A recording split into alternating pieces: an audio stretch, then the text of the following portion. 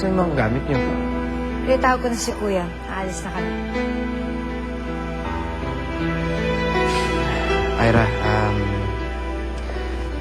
pasensya ka na kay Donna kanina. Eh, hindi naman totoo yung mga sinasabi niya. Hindi ko naman siya girlfriend eh. Wala naman akong pakialam kung girlfriend mo siya o hindi eh. Uy, bakit ka nagagalit? Galit ka na? Hindi. Oo, talaga? Galit ako. Galit ako dahil nakita ko mismo kung paano ka mambilog ng tao. Magaling ka, Edwin, ha? Magaling ka mambola ng tao. Siguro ganun ginawa mo kay Papa. Kaya mo nakuha ang hasyenda.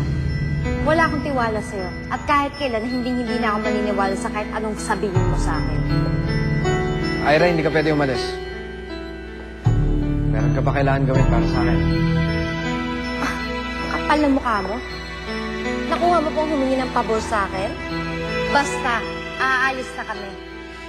Ira, kung pakasal ka na lang sa akin. Ano? Pakasalan mo ako. Para naman may tama ako yung mga paninilang ginawa mo sa akin. Para bumalik yung tiwala ng mga kaibigan ni Don Artemio. Yung mga posibleng investors ng asyenda. Papakasalan kita? Nahihibang ka ba? Ira, pakasalan mo ako. Mapupunta lahat sa'yo ng pag-aari ko.